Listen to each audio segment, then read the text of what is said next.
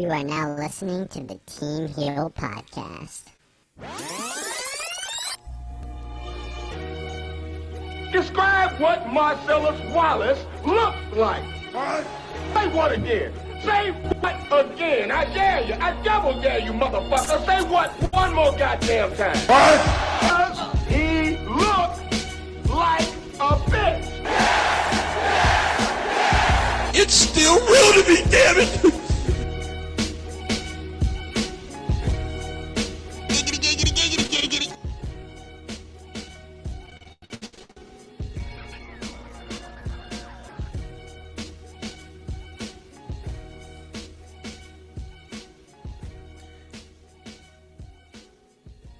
Yeehaw, motherfuckers. E-fucking-ha. Ladies and gentlemen, this is episode number 96, I believe. Yes, it is 96 of the Team Heel Podcast. We are finally live once again. It's officially Friday, 11:32 p.m. Eastern Standard Time, 8:32 Pacific. I believe Mountainside is an hour behind us. I could be wrong there. Don't quote me on it. But again, it's literally June 5th. 22 more days until I, yours truly, Heel Steven, bing, turns 25. And you know what they say once you hit 25? You know what they say, right, bro? What? 30's officially right there. Once you hit that 25, yeah, wow. Dude, let's be real about it. But dude, they know who I am, dude. Let them know who you are. Yep. I'm not much for wrestling. But then again, you guys already knew that. How you been, man? I've been pretty good this week. That's fantastic, dude. Very fucking fantastic. Yeah. You know what they say, right, bro? One second here. Oh yeah, they hear you for sure, dude. They hear you for fucking sure. How have you been, though, man? It's been like, I know we spoke off the air yesterday, but a lot can happen in 24 hours, right? Like, I guess. I mean, it's just a regular day. It's Friday, payday. Yeah, payday. And all that money now, I'm assuming, is gone, if you will. It's, well, for depending, first of the month, first of the month is always that time of the month where everything is fucking due. Cell phone bill, rent, WWE Network, credit card bills, that too, and all the school loans and shit like that. But anywho, guys, for those of you who don't know, this coming Sunday, June 7th, myself and Knowledge of Wrestling will both be at the Legends of Wrestling event at Citi Field, in other words, Met Stadium, same shit, on June 7th. So if you're going to be in the area or at this event, let us know on Twitter at Team Heel Podcast.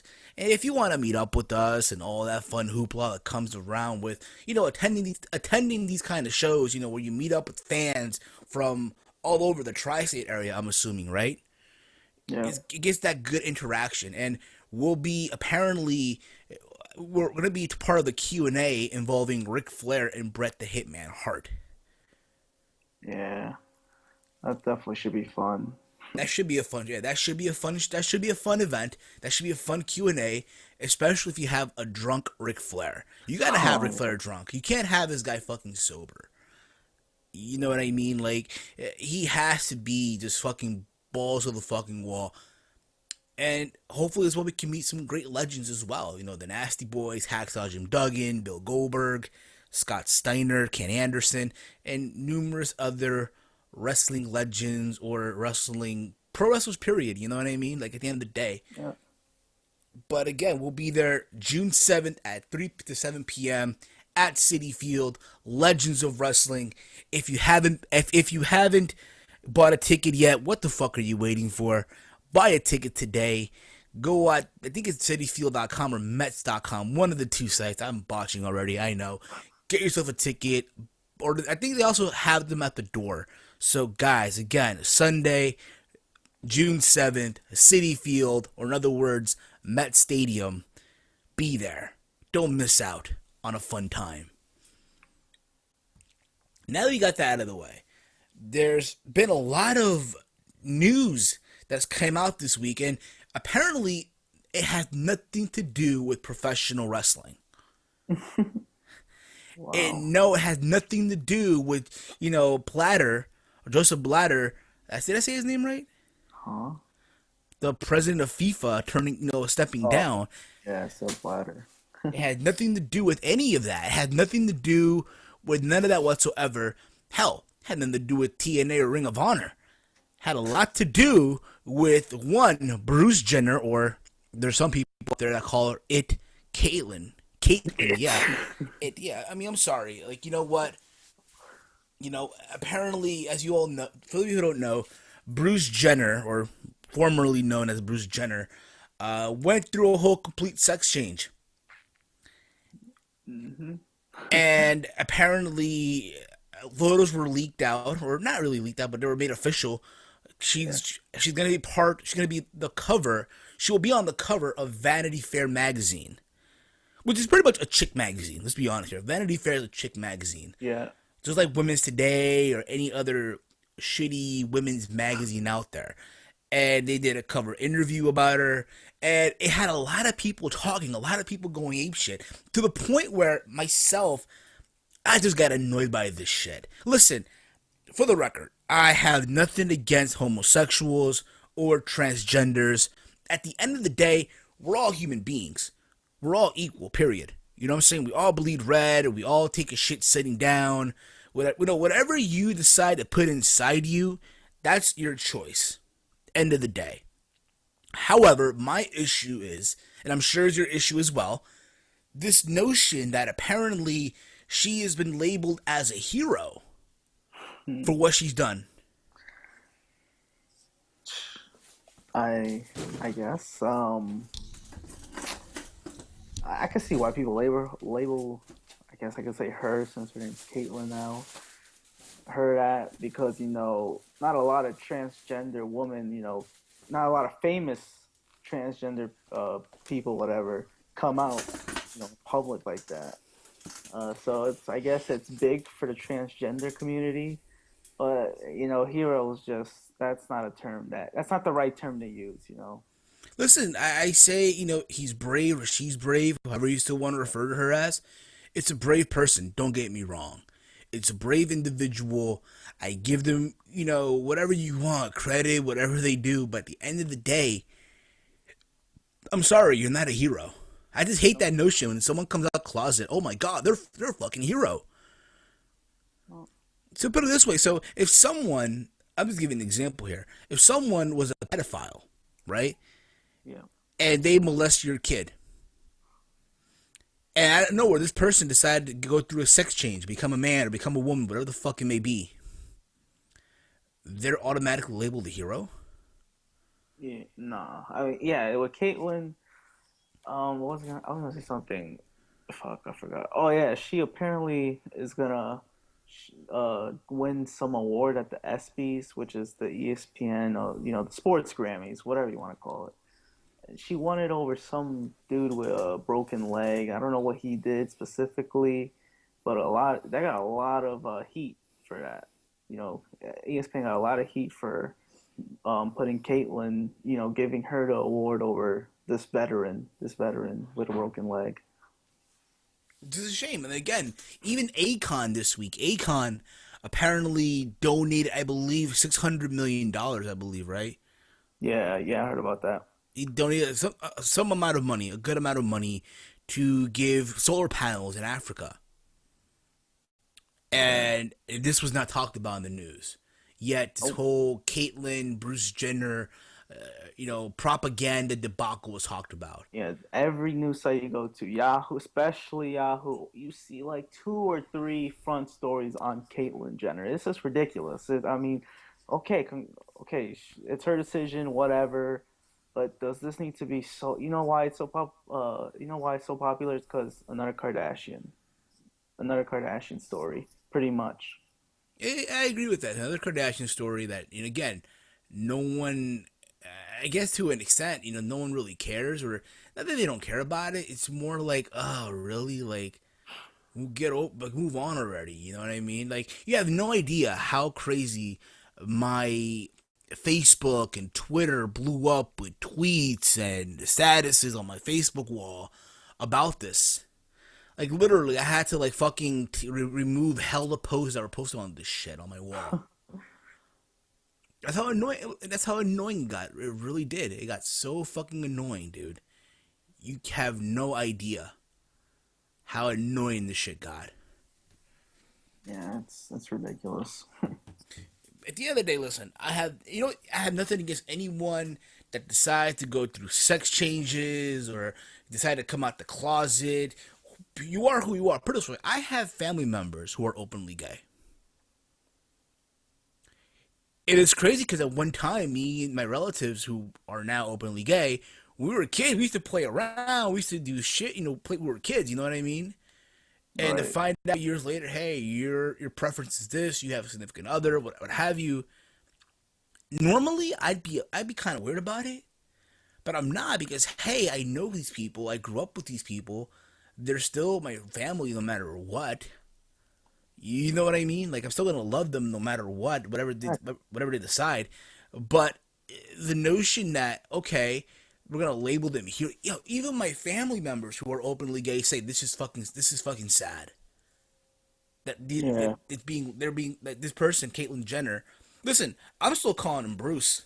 I don't know about you. Drake Bell said, yeah, Drake Bell apparently got heat because he tweeted that, I'm gonna still call him Bruce and stuff like that. He got heat for that. I mean, come on, it's the dude's opinion. Like, this is fucking ridiculous. The story's so, it's blown out of proportion. It's just fucking ridiculous, and people just defending it just makes me even more sick. Not even that, but Snoop Dogg got heat on Instagram. Yeah, Snoop Dogg did too. So did Ice Cube. Ice Cube. So many other celebrities were giving just shit because it's like, yo, it's like you can't have an opinion anymore. Society, Even they're too comedians were getting shit for this. yeah. It's, people are just too sensitive nowadays, so. Tell me about it, dude. We live in this. This is the problem. We live in a society where everyone nowadays is sensitive. Nobody has thick skin anymore. That's the problem. You know what I mean? Back in the day, I remember back in the day when I was a kid in school, the thing at lunch hour at the cafeteria was we all, what's the term I'm using here? We used to cut stacks on each other. You're wondering what the fuck is cutting stack on someone, right? Okay, in other words, we used to gun on each other, like, make fun of each other and shit. But we know it's not meant to be taken serious. We're just fucking around. Mm-hmm. It's like back in the day, that was the thing. We all get a laughing, whatever. Nowadays, in today's society, you do that, oh my god, it's labeled fucking bullying. Yeah, cyberbullying exists, apparently. All you have to do is just block the person. You know what it is, dude, at the same time as well? Bruce Jenner or Caitlyn Jenner, whatever you want to call it. Fuck it, you know what? Because I'm a nice person, I'll call her Caitlyn. Caitlyn, and it's spelled with a C, not a K. Yeah. I'll call her Caitlyn. Because, again, I'm a sincere person at the end of the day, right? I was raised well. Yeah. The fact that she did this at 69, I believe it was. Definitely in the 60s. It's in the 60s. She got this change in her 60s. And for some people, she's attractive all of a sudden, or it's attractive. I could see how they see that, but, the fact that she did in her 60s, it feels like, she feels, it's not like she did it earlier in her life. It's now, she does it now. Like, why now? Why not earlier? Because now, I'm not saying she's going to die soon, but, her years keeps on will increase faster. And I don't know, it's just weird that she did it now. I agree, dude. I totally agree with that. At the end of the day, you know what's funny though? The most hilarious shit of all. So I'm on Instagram the other day, and I'm going through, my what people post on pictures, whatever. And there's a picture that I saw. If I can just find it here, just bear with me here. Bear with me. If I can find it here, it's the most hilarious shit ever, though. The most hilarious shit ever. Ladies and gentlemen, this is the TEAMHEEL Podcast, by the way. The TEAMHEEL Podcast, episode number 96. In case you don't know, end of the day, I'm Heel Steven. And I'm not legit wrestling. You're wild. You're wild. Not legit wrestling. See, the story got me watching. You're wild legit wrestling. Okay. Oh, legit. I mean, yeah, at the end of the day, I'm not going to shit on what she did, but, it's her decision. I just feel like this story is just, I keep hearing it left and right, and I feel like, hearing it once was cool, but, hearing side stories about it, I'm just, getting tired of it. No, apparently, what's it called? Dennis Rodman, NBA, former Chicago Bull. Oh, I heard about this, yeah. Wants to take her on a date. Oh my god. I mean, let's be real. Rodman is known for shit like this, though. Rodman is known for shit like this. He's known to be this guy that's controversial, that's crazy, that's insane. He's known for that. This dude saying happy birthday to the Korean dictator. That's how dude, what do you expect? That's how it is. Like, I don't know. Dennis Rodman is one confusing guy. I don't know if I should feel bad for him or... No, it's fine. Okay, so there's a meme that I saw, right? It's a meme that I saw. It says, when your ex-husband looks better than you, is a picture of Caitlyn now and Kris Kardashian, right? I think that's her name. She looks more of a man now than Caitlyn. Yeah, it's fucking hilarious. I just had me dying. Literally just fucking rolling. But at the end of the day, listen, we're all human beings, period. Everyone has the right to live the life how they want to live it. End of the day, okay? However, we're not just because someone comes out the closet or they decide to cut their dicks off or add a dick, whatever the fuck it is, you're not labeled a hero. That's the problem with society. We label these fuckers as heroes and shit, but that's not the case. I'm sorry, it's not. Anything you want to say before we move on to the next topic, dude? All I gotta say is nothing, because I do want to move on to the next topic. Indeed, which, again, at the end of the day, it is what it is. We're moving on. All right. Again, this podcast will be available on iTunes, Stitcher Radio, Spreaker as well. So make sure as well, hey, if you're not watching us live on the stream, give us a check out on iTunes and Stitcher or Spreaker, boost up the viewers there as well. At the end of the day, you can also check out the Facebook page, facebook.com/GutCheckPodcast, or follow the TEAMHEEL Podcast on Twitter, @TEAMHEEL Podcast. Or if you're new to this channel, hit the subscribe button. Tune in every Friday at 11:30 p.m., which, by the way, you know what? Fuck it. We're going to announce now that Friday is an open day, right, for wrestling. And there's no wrestling shows on Friday no more, right? It's an open day. We're moving to 11 p.m. So a half an hour earlier, which I think isn't bad. I think it's not bad in the long run, if you ask me. Right?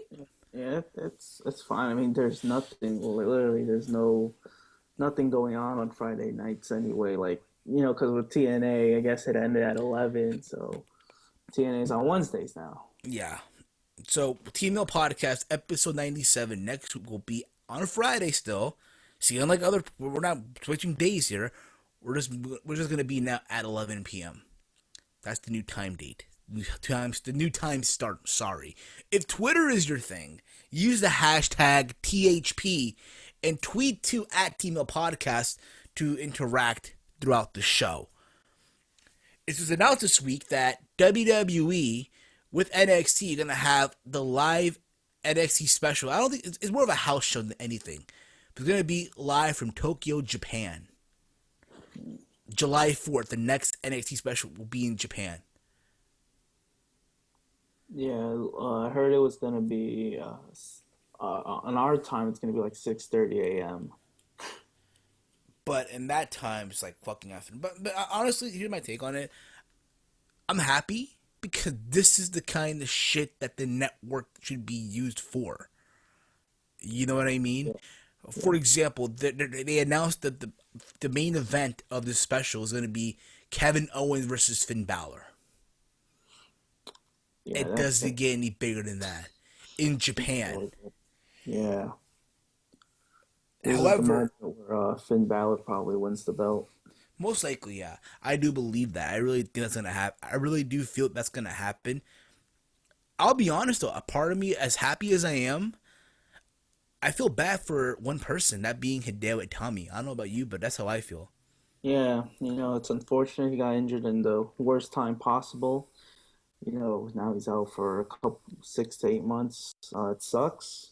Because I think he was supposed to be the guy to face Kevin Owens. Probably beat him too in Japan.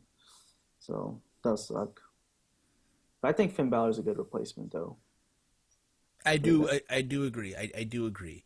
End of the day, um, Finn Balor's a good replacement because again, it's Japan. You think about it. Finn Balor at one time, being known as Prince Devitt, Yeah, formerly known as Prince Devitt, was a big attraction in Japan as part of New Japan and Pro Wrestling. I'm sure he's gonna get a pop. I'm sure, but again, I think the plan was for Tommy to win the championship in Japan against yeah, Kevin Owens with the GTS. I think that was the original plan. However, plans sometimes don't come to fruition. But I think again, this is the kind of things. This is what the network should be used for. Period. For events like yeah. these special events, especially in Japan. You know, And they're doing it live too. I'll be honest. I don't think I'll catch the live feed. I'll probably watch the playback. Yeah, I don't know if I'll wake up that early either. I might have to pull an all-nighter for that shit. Me too. Hopefully by that time I'll be on vacation from work. So who? But yeah, again, dude, I'm just looking forward to this event. I'm looking forward to seeing how this all gonna come out and play out. If you get what I'm saying. But again, I'm just marking out right here. Finn Balor, Kevin. You know what? Then again, we've already seen these matches in the past. You've seen them, and it's Yeah, but I like, think this one could be pretty good. I think because it's in Japan. I think it could be really good. let's hope so. Let's absolutely hope so. It was also announced this week that apparently there's been talks for the rematch between Kevin Owens and John Cena. There's the rematch happening, obviously, Money in the Bank. There's people in creative who feel that, you know what, Cena shouldn't win. Oh, yeah, that kind of shocked me when I read that. Me too. I read that. I'm like, oh, there's hope. There's a God out there. But in all seriousness, I agree. I'll be honest though. You know what? Normally in rematches, when it comes to Cena, yeah, Cena is always the one that comes out winning. Yeah, but this Cena's time it should be different. exactly, and I agree with that. I think that you know what? Here's how I look at it. Okay, you can have them go at it again, but have Cena lose again. Yeah. It sounds crazy, but you gotta have Cena lose again because Cena's never really had a storyline where he would have trouble beating someone because he's always beat them right away. Like, oh, you lose to him, okay, clean or dirty, whatever. But then the next match, he always wins. Like, have him go through like some obstacle or something where it's hard, where he's getting frustrated that he can't beat Kevin Owens. So yeah, he shouldn't win at Money in the Bank. I think Owens should win again. Whether even if it's dirty, if he wins, I'll be happy. Indeed, I agree with that, and I think I think that's what's most likely to happen. I do feel that you know what, there's gonna be 3 matches out of this. I do feel like the final match will be at SummerSlam. Should it be for the title, for the U.S. belt? No. 'Cause let's be honest, do people really want to see Kevin Owens or Kevin Steen as the U.S. champion? Hell no. Unless they do like both belts on the line. Oh no, You, he's gonna lose the title by SummerSlam. Never mind. I don't see him having the title by SummerSlam. I do hope so as well. I mean, because again, I mean, can you imagine John Cena as the fucking NXT champion? NXT champ. Hey, I said last week he could possibly go back to NXT. I mean, no, not back to NXT, but he could possibly downgrade a little bit to NXT, work with some talent there. Can you just imagine though? Can you just imagine that though? I don't know. I mean, Zack Ryder, I think's going back down there. That'd be hilarious. He just oh yeah, Ryder's back on NXT. You know he's getting cut, right? He's getting fucking released. No, I think he's not getting cut. I think they want to keep him. They just don't know. It's like that jobber. Like they just want him to have around. I feel like they don't want to cut him, but they kind of don't want to do anything with him. Cause look, he wrestled on Raw and SmackDown. I agree. Yes, which So is crazy, which is he fucking took insane. he took Kevin Owens' open challenge. He did get squashed, but they're kind of trying to do something with Zack Ryder, but I don't think a lot of people like him now. So Did you guys hear about the woman got hit by a flying bat broken at the wrestling? I see the pictures today. It's crazy. Hope she's yeah, okay. I hope she's okay though. and that's why you get penalized for doing that. Like you get penalized apparently for throwing the bat in the air. You That's know why. what? You just got a question on Twitter, Yeah. and I think it's a good segue to our next topic. This is from Twitter at Triple H Guy 2004. At TEAMHEEL Podcast, do you think Cena was trying to use the kid in the crowd in the storyline, or do you think he was trying to give a kid cool? I'm assuming he's still finishing the tweet. I'm assuming he's gonna say a cool time. I'm sure you saw the promo as well on Raw. I'm sure you saw the promo on Raw. Kevin Owens came out and pretty much a cool moment that she will remember. Okay, as Yep. you know on Raw, Kevin Owens came out to the ring, cut a promo, pretty much saying, "I did it." Those of you who doubted me. Which, by the way, before that, there's a video on WWE's YouTube channel. It's pretty much following Kevin Owens throughout the day of Elimination Chamber when he arrives to Corpus Christi, how he's at the airport, how people recognize him, but they don't really, know him like that. He talks about how, oh, you know what? It is what it is, but I bet you follow John Cena. Oh my God, people go crazy and shit. How he arrived at the arena, preparing before the match and after the match. And he was very emotional. He even threw the name of Jim Cornette. Yep. Which again, Jim Cornette, let's be honest, is the biggest Kevin Owens or Kevin Steen hater. He is. Flat out, he's the guy that said that Kevin Steen will always be the guy, the main event at Rec Center in front of 200 people. Yep. And now it's coming back to haunt him. Exactly.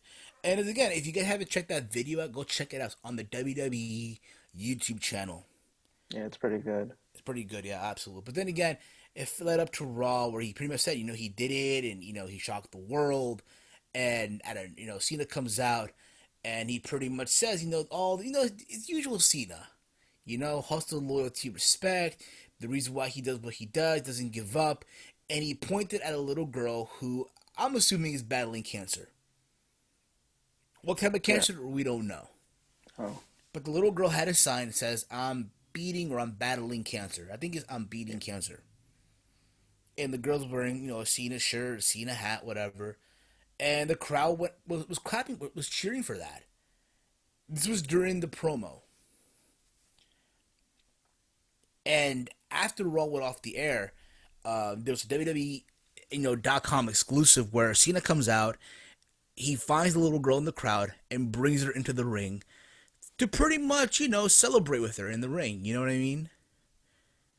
Right. When they're off the air, they're celebrating. He's pretty much holding her hand in the air, whatever, and all that. And people, for some reason, went ape shit when this happened. Oh, Cena is using a kid with cancer to get over. How dare he do that? This is so fucked up, John Cena. What's the matter with you? And I'm saying to myself, what is wrong with people?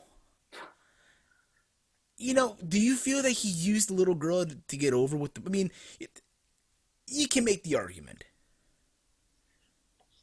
In the aspect of, he mentioned, but then again, you gotta remember, John Cena's character is hustle, loyalty, respect.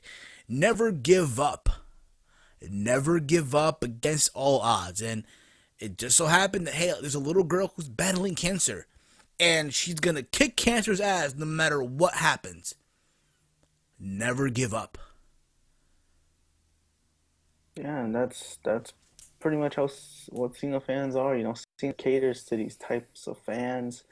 I knew people were gonna say something like that once we seen that. Oh, they're giving a little kid to get over.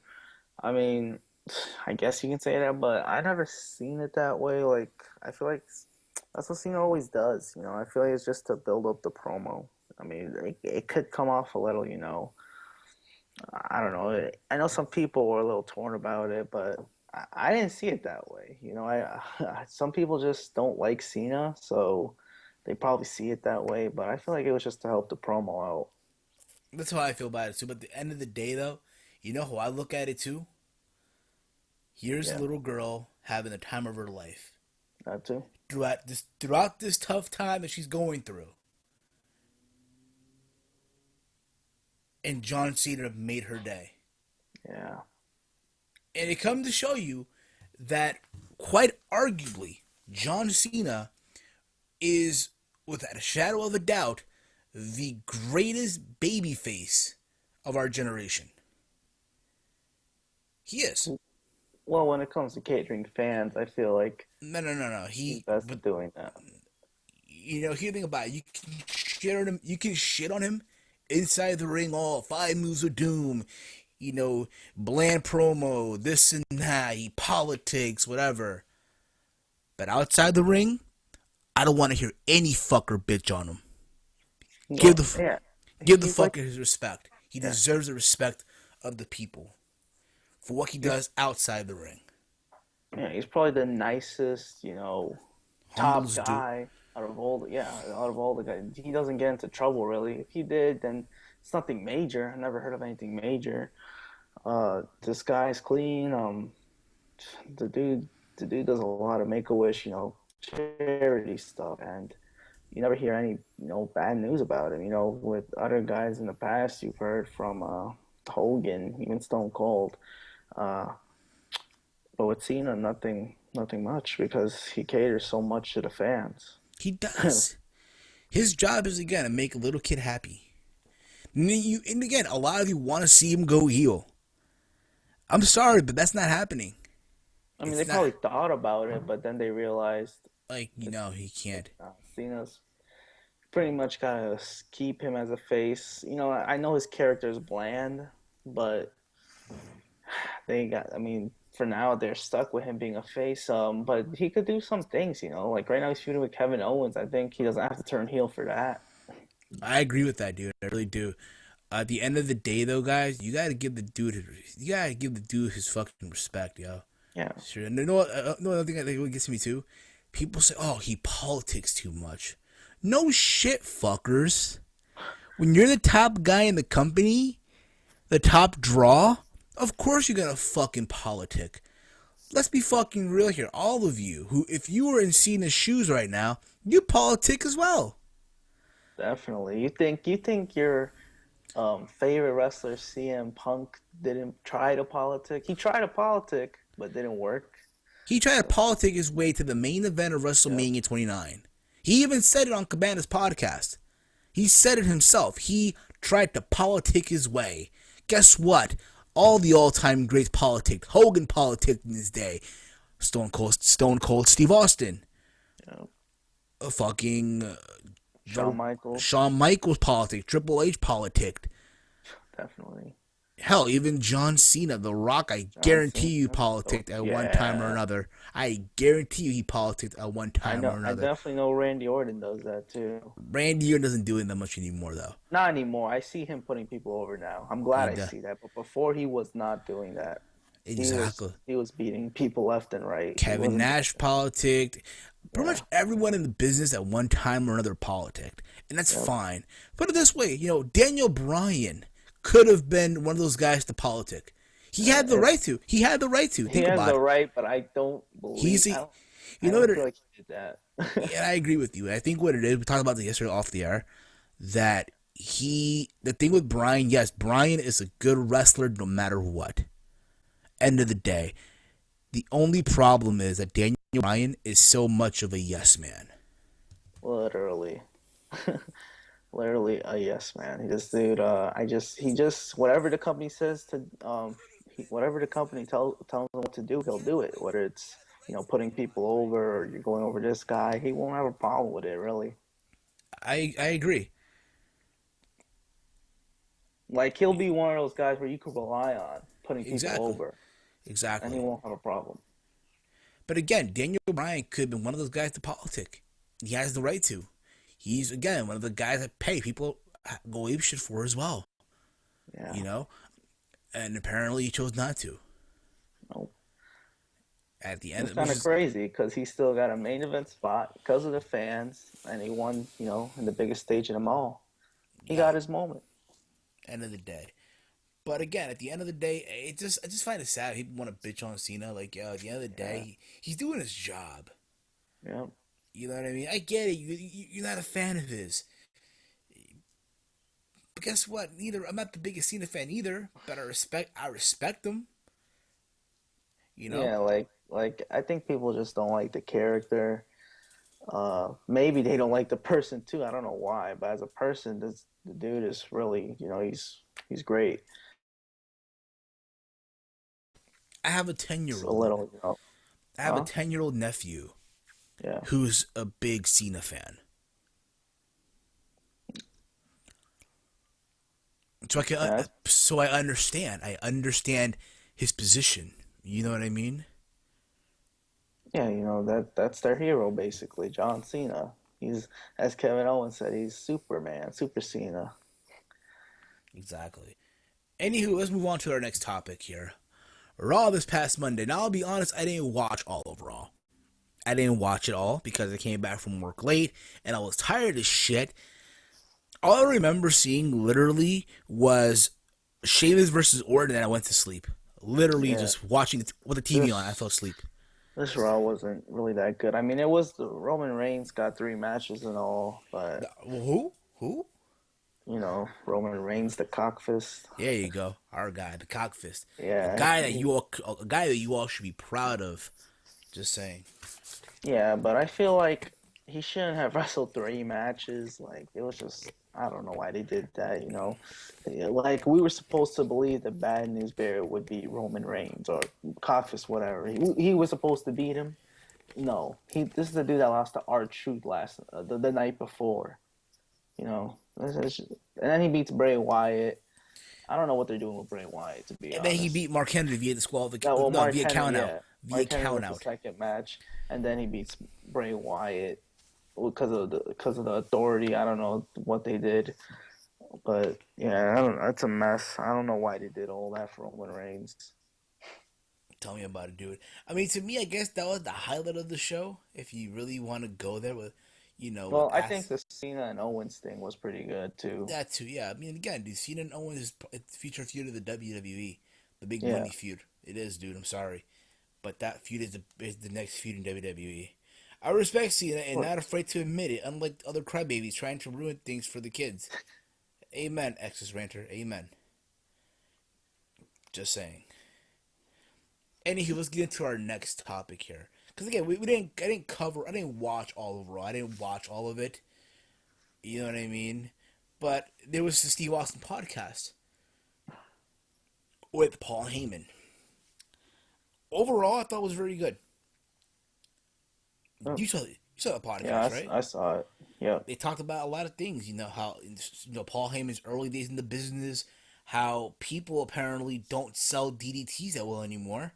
How people don't sell moves, period, good period anymore, And it's funny because I think on Raw this past Monday was Kofi Kingston versus Dolph Ziggler. And in the match, Ziggler hit Kofi with this fucking DDT that fucking spiked him. That he fucking spiked Kofi with the DDT and Kofi like a fucking handstand with his fucking skull. Yeah, that didn't get. They were talking about how those are only 2 count moves because no one kicks it. No one ever kicks. I mean, no one ever gets beat by the DDTs anymore. I understand. That's because a lot of wrestlers develop newer moves and stuff. So I think also the fact that times change, dude. Yeah, you gotta remember back in the era of Jake Roberts when he was doing the DDT. Yeah. Moves like that in the moonsault were fucking finishers. Like, oh my god, it's over. It's over now. Or the elbow drop were finishers. Hell, a fucking leg drop back then was a fucking big deal by Hulk Hogan. Nowadays, you got moves like the fucking a Death Valley driver or Death Valley drop. That's a fucking finisher. Or a roundhouse kick or a pop-up powerbomb. You have moves like that, that are finishers. Nowadays, what I consider a good finisher right now in WWE is the Red Arrow. in my opinion, or the end of days. That's something that we don't see, Exactly. Absolutely, dude. And again, I thought it was a good podcast, and apparently they even, Paul Heyman instigated for Austin to face Lesnar at WrestleMania 32. And, they were, also was like, I could do it, if the timing is right. And again, it kind of give you the belief that, hey, we could quite possibly see Lesnar and Austin at WrestleMania 32, dude. Ooh, I mean, I'm kind of mixed with that. I don't know how to feel about that. Like, yeah, I'd love to see Austin back. I feel like I think he wants to wrestle one more match. I don't know if it's going to be with Lesnar, though. So, you don't think so? I mean, it could happen, but I don't know. I'm like a little mixed because, Lesnar, dangerous wrestler. Austin, neck problems. I hear you, dude. I'm a little worried about that. That's why. You're going to fucking sift the fuck out with an F5. You'll see. You'll see! Well, yeah, that was definitely an interesting topic at the end where they did bring up that possibility, Because it might even happen. It just might happen. You just never know. And if it does happen, better be ready. Better suit up, kids. I love the ending of the podcast, LOL. Yeah, me too. I liked it. I really did. Now, again, I mean, would it be a good matchup, though? Honestly, stylistically, no. I think people are going to look forward to just Austin doing the stunner, and that's it. To tell you the truth. Or hearing the glass shatter entrance, Yeah. I feel like there has to be... They'll find some other opponent for Austin, I feel like. I mean, this could be a not good match, but I feel like this was just a tease. I hear you, dude. That's about it. If anything, it's kind of hard because there was rumors saying that it would be Lesnar versus The Rock, but I feel like The Rock might face Triple H now. You think so too, huh? Yeah, because that's not just because of the SmackDown promo, because what happened at the Royal Rumble with Roman Reigns and at WrestleMania 31.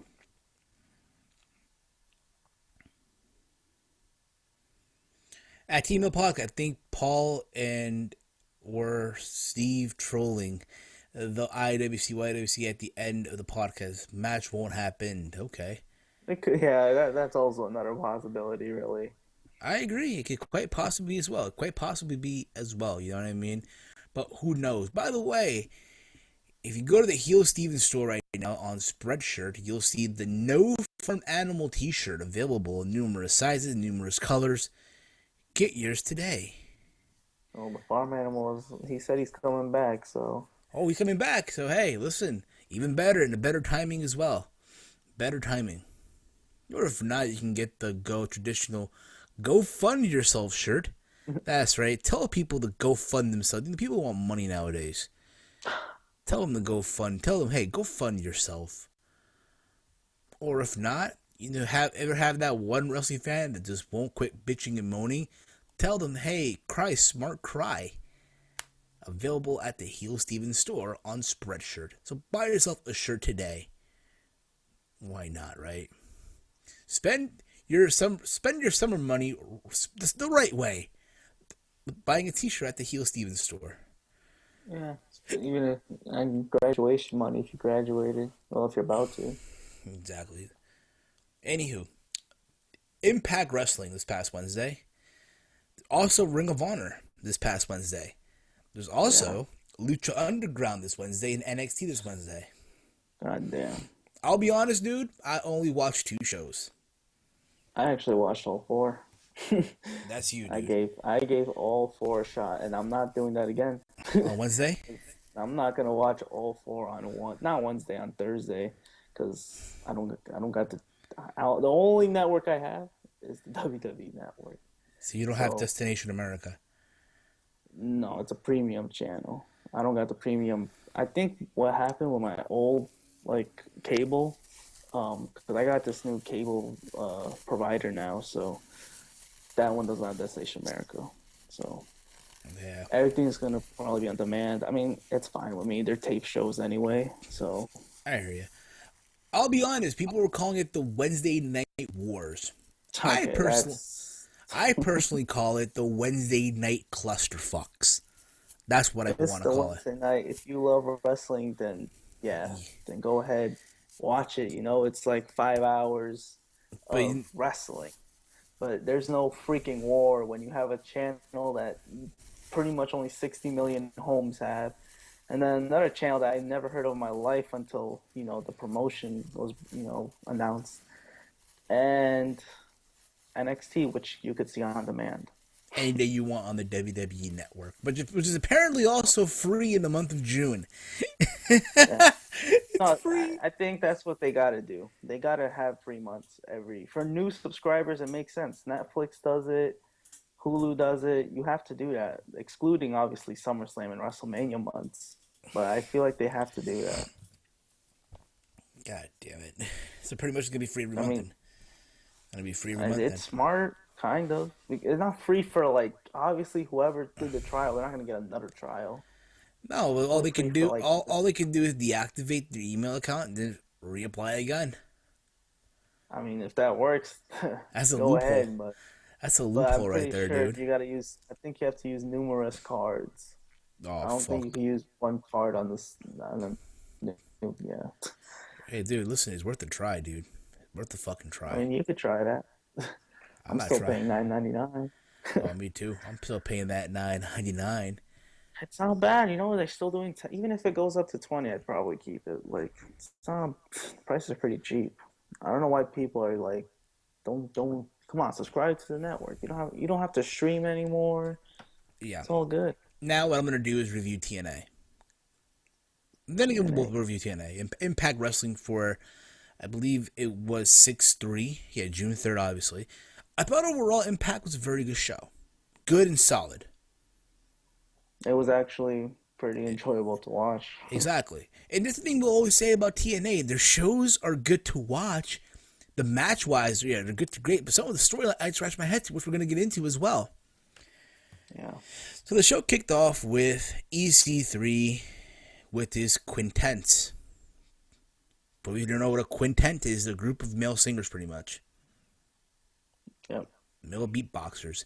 So I thought it was very catchy. I thought it was very funny. He comes out with models and this whole EC3 for Champ 2015 thing, this campaign that he's doing. And he pretty much says that, hey, he's the number one contender, which is pretty much true. He technically is. And he's demanding his title match, which Angle comes out and says, hey, listen, you don't have to worry about me. We should be worried about is Rockstar Spud, who's currently the X Division champion, which he might end up cashing in. Option C, right? Oh, my.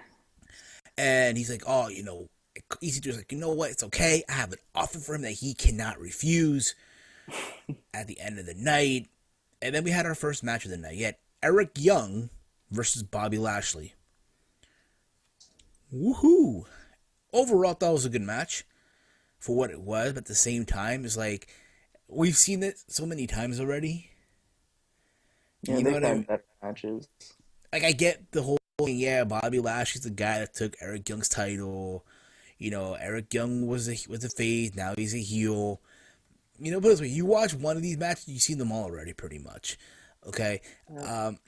It seemed like Eric Young was gonna win out of nowhere. Chris Melendez was fucking just standing there on the stage area, whatever, on the entrance ramp, and it causes Lashley to spear him for the 1-2-3 win. Now, listen, this is the route they're gonna go. Eric Young, Chris Melendez. I'll be very honest, it's a complete downgrade for Eric Young. Mind you, listen, I am not even in favor of Eric being in the main event picture, but it's a complete downgrade. Let's be honest here. Well, it's a good downgrade because what else are you going to do with the guy? Have him in the main event? I'd rather have him do this than compete for the world title. Yeah, but against fucking Chris Melendez, though? I guess. I know. The guy, they're trying to do something with him. I'm not really a big fan of him in the ring. So I'll be honest, the guy to me is green as fuck. Yeah, I'm not really sold on him. He's not the best one-legged wrestler I've seen. So Zach Gowen was a better wrestler. Yeah, obviously. Him. Yeah. Okay. But that's just that, okay?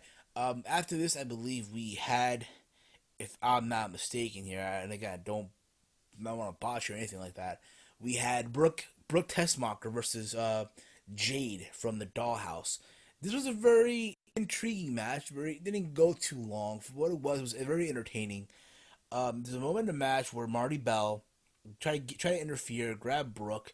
So Jake hit her with, I think it was a roundhouse kick, I think it was, and she hit Marty Bell by accident. She missed Brooke, which got Brooke the win. After that, they show the Dollhouse beating up Brooke Tessmacher, then they ended up beating up Rebel backstage. The Dollhouse. Yeah. All people. I'll be honest, you know what, dude? I think out of the Dollhouse, I think Marty Bell is probably the most beautiful woman in that faction, yeah. Yeah. She's very. Yeah, they're all. I think they're all pretty. No, Marty Bell's fucking beautiful, dude. Yeah, I know. I've seen her. But I guess they're gonna have a tag team feud here.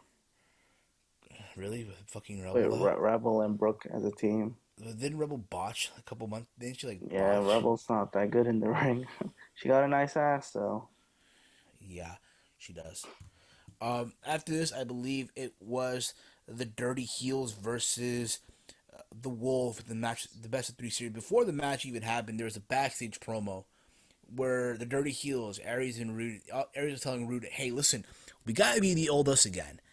We're down. We're about to lose this whole series and shit." And Rude's like, yeah, but we're not that anymore. We're no longer that those kind of guys anymore. We're different now." And then the match overall was a very good match, probably the best match on the show. Period. If you ask me. Again, come on, you have arguably four of the best wrestlers on the planet today: Bobby Roode, Austin Aries, who I heard his contract might be done to a TNA. That'd be a huge blow in my opinion. Against the Wolves, Bobby, Davey Richards, Eddie Edwards, and they literally blew the roof off the place. And there's a moment in the match where the referee was distracted by Austin Aries, who had the tag team title belt, and Bobby Roode low blows Eddie Edwards. Just fucking low blows him for the 1-2-3. They hit him with a chair shot before the pinfall. Before the pinfall.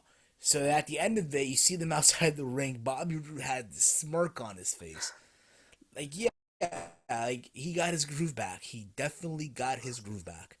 Yes, finally, they're acting like heels. I don't know why they weren't doing this earlier. Maybe it's part of the story. Would you buy? Would you buy a Dirty Heel shirt? Depends. But like overall, I think that's what they had to do with this tag team, and obviously it looks like they're gonna win the next game. The next match, and then they'll. Next game, nigga, game one was yesterday, dude. Yeah, but you know what I mean, because they're calling it a series. I'm thinking of games, I get you. So they're probably gonna win the next match, and then the final will be Slammiversary. I do believe so as well. Before that, my bad, we missed a match. We had the Rising versus BDC. Oh, yeah. Okay. I thought the match, for what it was an okay match. The highlight of this match, though, Drew Galloway was in a fucking Tree of Woe. And while he's locked in the Tree of Woe, he hits low key with the belly-to-belly suplex as he's locked in the Tree of Woe. However, as much as this match was good and all, here's my problem with this match. We've seen this so many times already on Impact.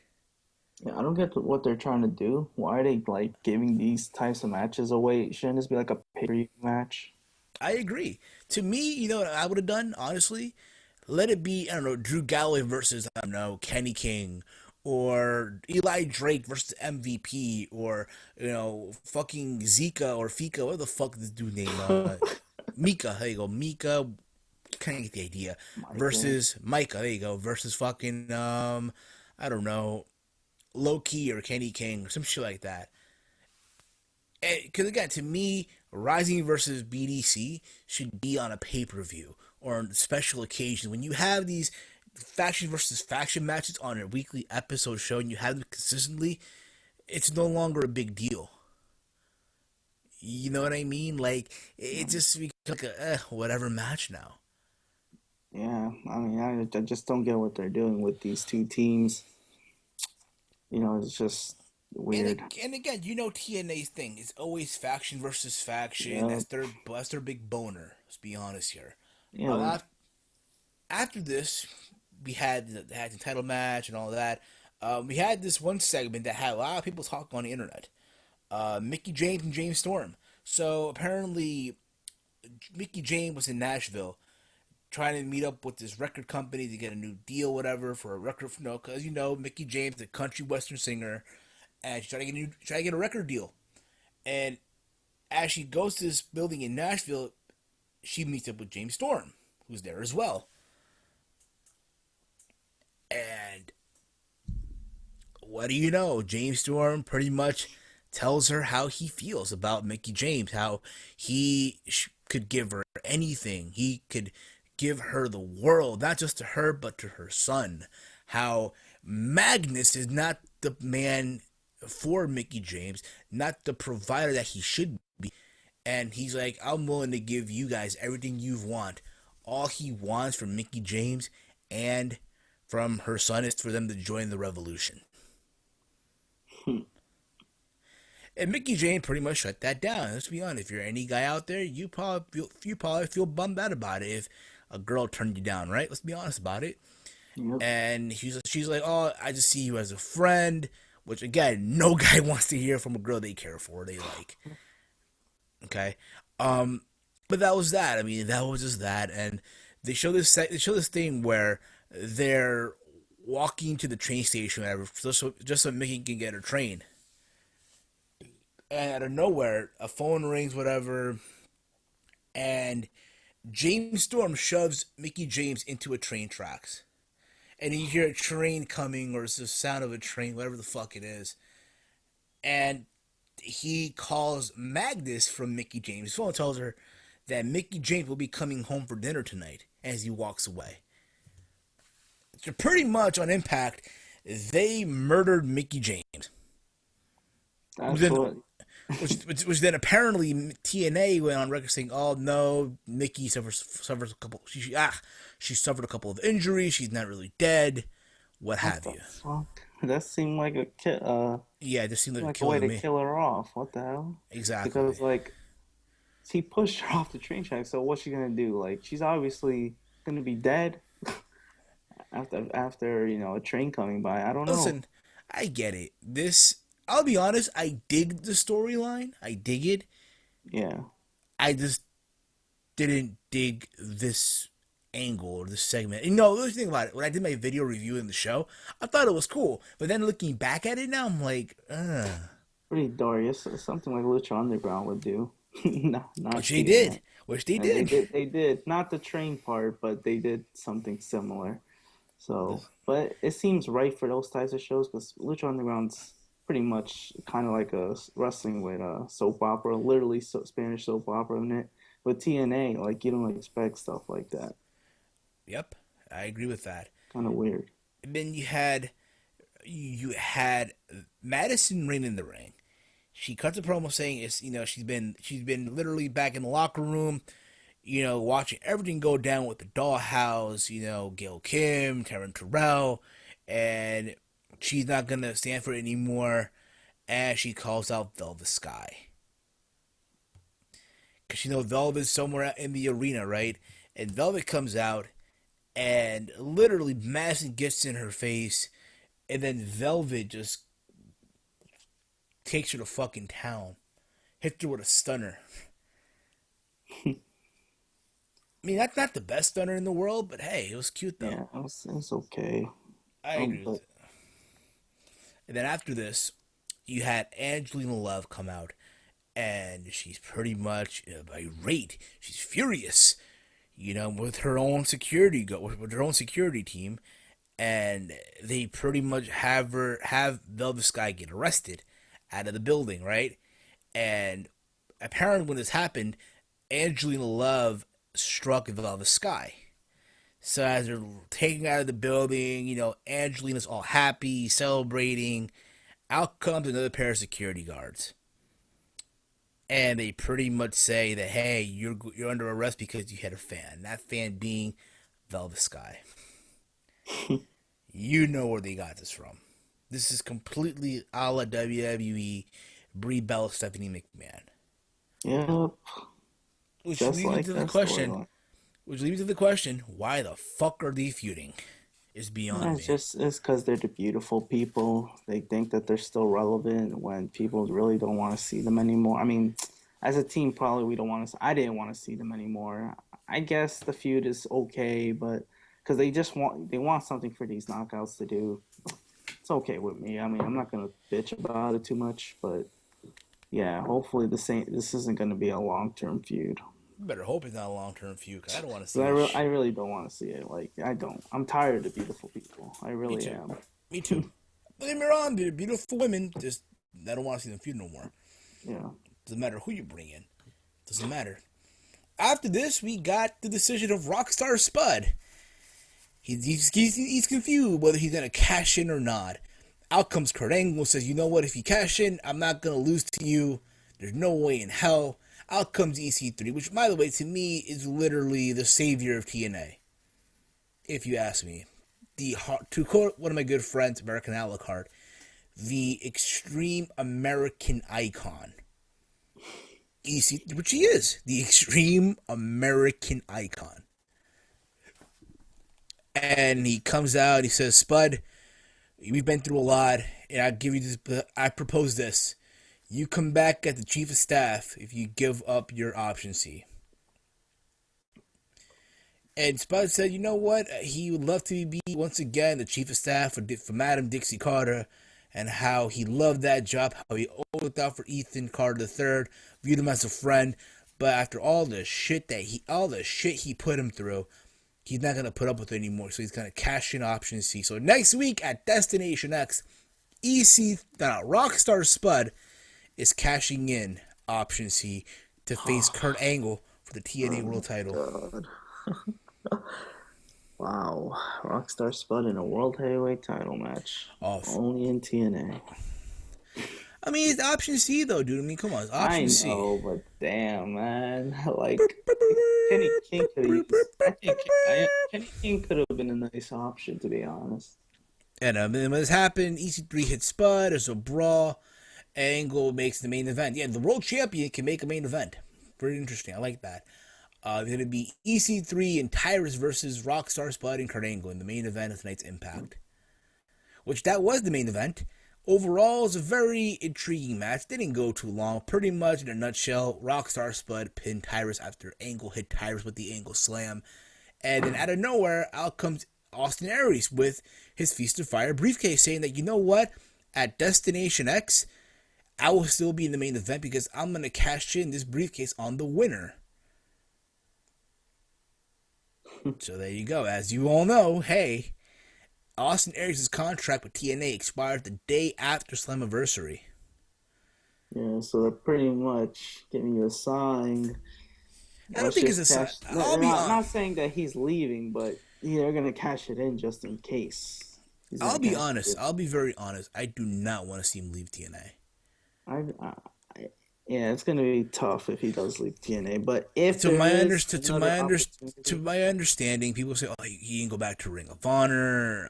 The thing is, though, to my understanding, I think Peter Gilmore's in the comment threads or not. He follows Ring of Honor more than I do. Peter, if you can you is it true that there's bad heat between Ring of Honor and Austin Aries? Just let me know, or let us know in the comment threads. Because I do feel like there was some heat between the people in Ring of Honor and Austin Aries. Just like there's heat between Kenny King and Ring of Honor. Just like there's heat with Davey Richards and Ring of Honor. Yeah, but I feel like if there's another opportunity for him that's obviously in the company up north, if he feels like he gets signed there, he could just leave. It could happen, dude. Really, it very well could happen. But that was Impact overall. Very entertaining show for what it was. Ring of Honor, I got to watch. I missed the main event. Don't ask me why. I just had to go to school the next day. I didn't get to watch the main event. I heard it was the Briscoes versus the House of Truth. It was supposed to be originally Jay Lethal and Donovan Dijak, but ended up being Jay Diesel and Dijak versus the Briscoe brothers. The first match on the show, I believe, if I'm not mistaken, it was Kushida versus Will Ferrara. For those you don't know, Will Ferrara was the camera guy on Raw who got shoved by Seth Rollins. Yeah, he looked familiar. Overall, the match, I'll be honest, you know what? It was an okay match. I'm not saying it was the best match on the card, anything like that. But for what it was a very, okay match, period. Okay? Yeah, Will Ferrara, he's okay. Not really anything special. Again, but Kushida, though, that Kimura he locked in was fucking amazing. After this, you had what was supposed to be Moose versus BJ Whitmer, but then again, BJ like, you know what? No, I'm gonna give it to an opportunity to a young guy in the future of this company, Colby Carino, who is the son of Steve Carino, Oh my god, and a one-sided beatdown, pretty much. That's pretty much what it was. this dude's Oh, fucking like, he looked like he was 15 years old, but he's 18 apparently. hey, shit! I wish I was like that when I was 18. Fuck, I wish I was like that at 18. But again, it was a one-sided beatdown. It served its purpose. Okay. After you had Silas Young versus Takaki Watanabe, another okay match. It didn't go long, but that was that. Main event: Jay again, No Brothers versus the House of Truth. Walter, break down this match since you saw it. Oh, this was just like any other tag team match. It was solid though. I liked it, but what happened at the end? Fuck. I think no, the Briscoes won. Yeah, the Briscoes won, but I think Jay Lethal after the match. I don't know if it ended a DQ. I kind of forgot already, but I know Jay Lethal came into the ring to attack Jay Briscoe, but that failed, and Jay Briscoe hit his finisher on Jay Lethal, and that's how they ended the show. Indeed. So yeah, they're just trying to build up towards the main event, which should be good at best in the world, title versus title match. Which again, I do feel that Jay Lethal should be the winner. He has to win. He has to win. He has to win. I agree with that. If he doesn't win, it'll be a travesty. Yeah, like I understand they like the Briscoes a lot, but I feel like Jay Lethal deserves at least a world title in ROH. It would make sense. Cause I'll be honest, me being from Jersey, repping, the 908, I want to see him win. Even though I won't be there, but fuck, you know what I mean? Oh, it's gonna be on pay-per-view. I know. I heard about that. Obviously, yeah, apparently the TV tapings will be Joe's farewell match because apparently Samoa Joe is now officially part of the WWE main roster. Full time. Full time. Apparently not. He's not part of the main roster. He's part of. He signed the full time WWE contract. Let me correct myself. And he's gonna be apparently starting off with NXT, which is understandable. I said it before. I'll say it again. Being that now, when you look at NXT, okay, a couple months ago, their top five was obviously Kevin Owens, Sami Zayn, Hideo Itami, Finn Balor, and Adrian Neville. Now, Adrian Neville is now Neville on the main roster. Kevin Owens is already officially on the main roster already. He's the current NXT champion. Hideo Itami's hurt, out 6 to 8 months, and Zayn gonna be out till October. So all you have is this one guy, and that is Finn Balor. Yeah, you can say Sasha Banks, you can say Charlotte. Tyler Breeze. He's more of a JV squad to me. So when you think about it, yeah, I know NXT is in WWE's eyes the alternative, but in reality, it's developmental. Obviously. But if you're gonna treat this like a brand, you need star power, and Samoa Joe is star power. Mm-hmm. Yeah, that's why they're giving out tryouts. That's why I read a story. Yeah, and they're giving out tryouts to hella dudes right now. People who are currently in tracks with WWE, Biff Busick, which is fucking Biff Busick. I believe also Johnny Gargano, Havoc, Athena, Tyler Hendricks.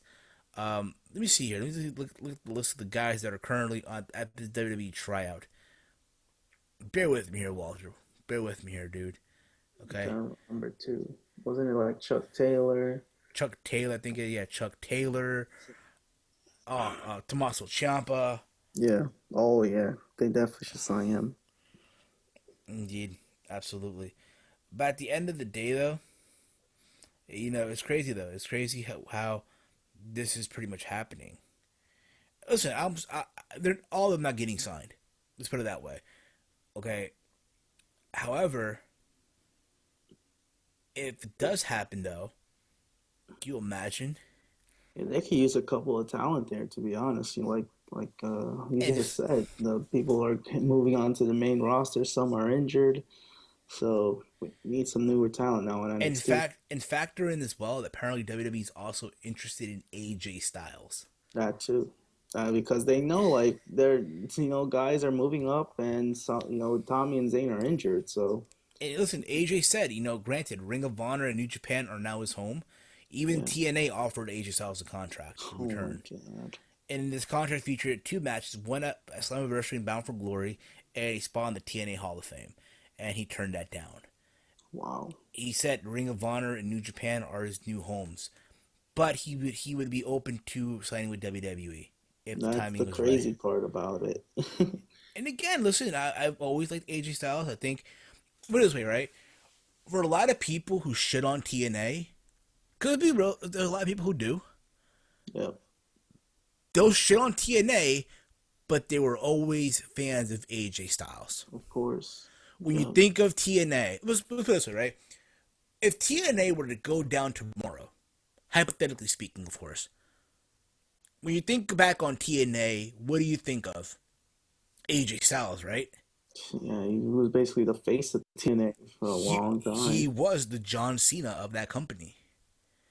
Sometimes not treated like that, but you could tell that when you think of TNA, oh, AJ Styles. That's That's the the guy. That's the company that AJ Styles wrestles in, or he works at. He works in TNA. Yep. That's AJ. That's the phenomenal AJ Styles. Get ready to fly. Not anymore. He's moved on, he's making more money. It's crazy. And I don't want to see him go to the WWE if they pay him a lot. They pay him more than he does now, than what he makes now. But we'll see, dude. I mean, honestly, I'm reading the comments. Davey talks like people's farts. Oh, that's true. Davy's fucked if TNA's out of business. Nah, which again, you know what? At the end of the day, if AJ Styles goes to WWE for NXT, I'll be happy. That'd be lit. Most likely they'll keep the name AJ Styles. They're gonna keep that name. Hopefully. I No, mean, you think that's about what it. You you think have to about it. keep. You think about it. With all these guys on the indies, you think about it. Okay, if you're a new guy coming up in the business, you're being trained through the performance center. You should give them the name you want. But if you're someone who's on the indies right now, and you're an established name on the indies, like again, like a Gargano, like a Ricochet, or in this case No, Samoa Joe or Biff Busick, or a Chuck Taylor, or another one of my other favorites as well, who's currently on the WWE tryout as we speak right now, Drew Gulak. These guys should be given the exception. Okay, you can keep your name.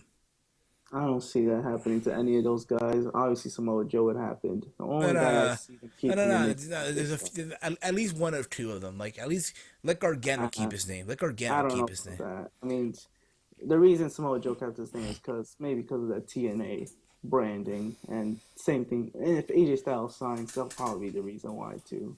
Yeah, he's gonna keep But his who name. knows? Maybe those and these talents will be able to keep their name. That'll be cool. Because Kevin Let's Cena listen. almost kept his name. At least 'Cause, let them keep their name through NXT. Once they come up to the main roster, yeah, fine, give them a new name. that shit's gonna change.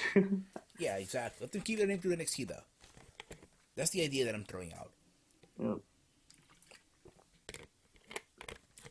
Before we take live calls, there's something that I read. I'm sure you heard about it as well. It's regarding our beloved friend, Dixie Carter. Wow.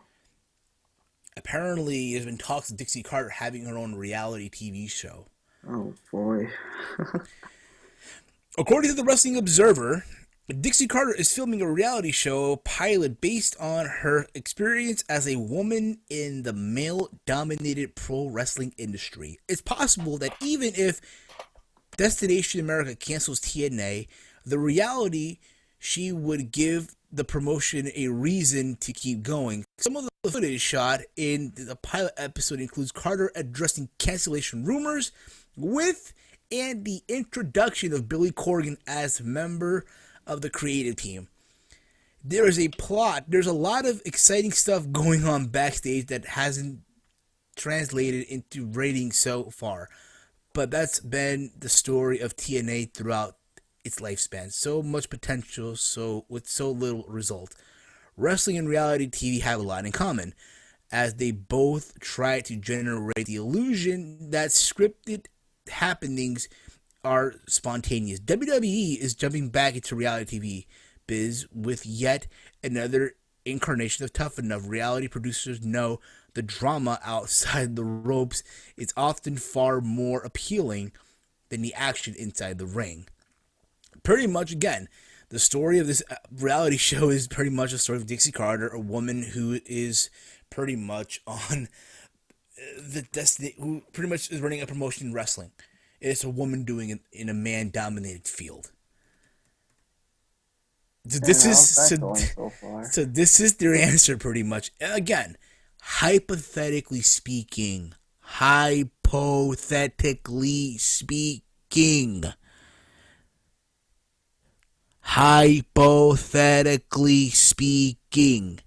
we're talking right now. If, let's say, for some reason TNA were to get canned by Destination America, it doesn't mean the TNA. It just means they gotta find a new network.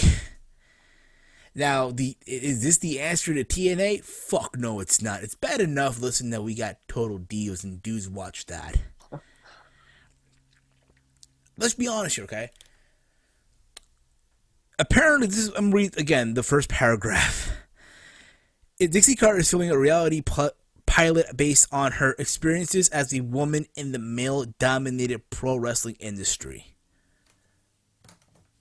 What does that tell you, dude? Flat out. When you read shit like that, what does that tell you? It tells me, well, I don't like she's trying to have.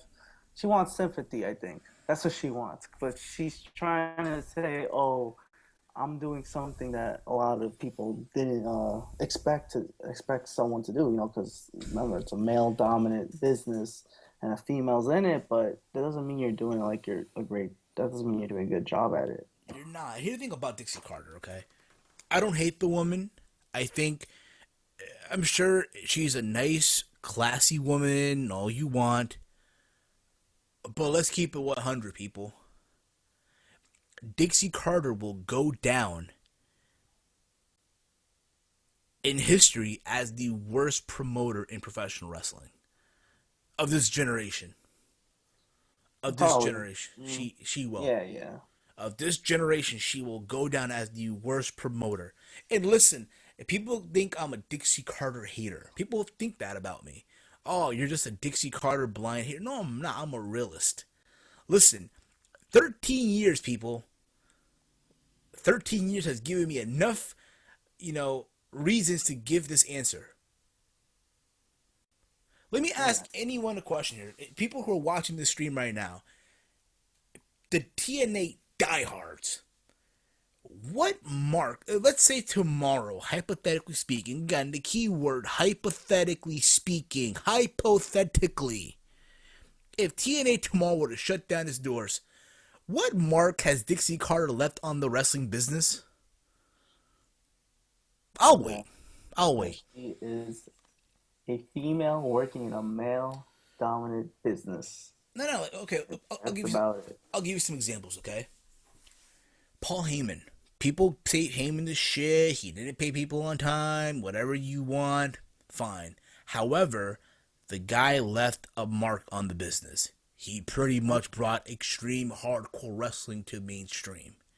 Exactly, dude. ECW was something that a lot of people appreciate. Yeah, it didn't last as long as TNA, but that's because Paul Heyman not the best financially, but people actually liked it and tuned in. And you had people talking, from even for people who watched WCW, WWF, when they saw ECW, they were really, a lot of people were buzzing about it. Exactly. No one's buzzing about TNA. I'm sorry. Put it this way. Without Paul Heyman and his vision of ECW, there wouldn't be today a CZW or back in its incarnation of CZW, back when they were fucking apeshit with the weapons and all that. You know what I mean? Yeah. Or TNA is known for doing these gimmick matches, Or there wouldn't be a Tommy Dreamer's House of Hardcore. Or you know what? There wouldn't be a Tommy Dreamer. There wouldn't be a Taz. There wouldn't be guys such as Rob Van Dam or, Shane Douglas or a Dudley Boyz or Team 3D. Mm-hmm. There wouldn't be that platform where guys like Rey Mysterio or Eddie Guerrero or Dean Malenko. That's the mark that Paul Heyman left. He made a revolution come to reality with hardcore wrestling in ECW. Dixie brought Hogan though. Okay. I'll give you another. I'll give you another one. Vern Gagne. Granted, people will say Vern Gagne was stuck. They didn't know how to move it. They didn't know how to, advance with time or get with the time. But guess what? The guy trained a lot of the all-time greats in the business: Hogan, Flair, Patera, Andre the Giant. The numerous people that he's trained that left a mark in this business. The guy trained the who's who. And here's another one. I know a lot of people are gonna be like, oh my God, of course you're gonna say this guy, but Vince McMahon's another one. By default, yes. By default, listen, if Vince tomorrow were to retire, what's the mark he left on the business? It's simple. Vince McMahon took what is pro wrestling in the 80s, this, regional Saturday night armory venue event where only 100 people were to attend, and it was a smoking area building, by the way. People were smoking inside the building, whatever. They took it to a national level, then international. He made WWE a global conglomerate. What's the word I'm looking for again? A global phenomenon, conglomerate, all that. You kind of get the idea. Yeah. End of the day, that's what he did. And people will say, oh, but you know what though? He fucked over so many people in the business. He went to territory to territory and took talent left and right. But guess what, fuckers? It's a business at the end of the day. And anything to make money. That's what he's gonna do. Exactly. And he succeeded. Vince McMahon's legacy is simple. He took pro wrestling and made it mainstream. He made it what it is today. You see people talking about any other company but WWE? Nope. I mean, casual. We're talking casual viewers. Yeah, casual, obviously, not hardcore. Everyone knows every company, almost. But we're talking to anyone who doesn't watch wrestling, they'll still think of WWF for God's sakes. So they think of the one company. That's and again, what has Dixie Carter left as a mark on the wrestling business? What mark? What will be her legacy? What will be her? She has no legacy. I'm sorry. Unfortunately, even those of you keeping TNA afloat, No, TNA. but still though. Let's be honest about it. And I said this before, and I'll keep on saying it. I believe that TNA has success under new ownership, and I'm always gonna say that, no matter what. Even till the cows come home, I'll still say that. Yeah, but it needs to be an owner who has a lot of money. But at the same time, though, however, I don't see that happening either. Yeah. Because honestly, Dixie leaving TNA is like Vince leaving WWE, which will never happen. And again, we don't hate Dixie Carter. I can't speak for you, but for me, I don't hate the woman. I think, again, she is a nice, classy lady. I'm sure she is. Who I'll give her credit where credit is due. She has tried to be a woman in a male-dominant field, which is pro wrestling. I'll give her fair due. Again, at the end of the day, though, what has she left?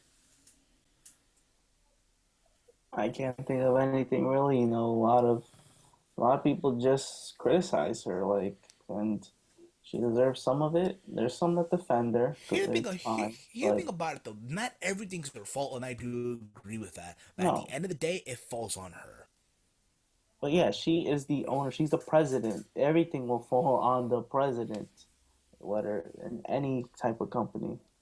It's gonna always fall on the owner because you're the main person who has to deal with everything. And Dixie Carter is just not doing a good job, and the company's pretty much surviving.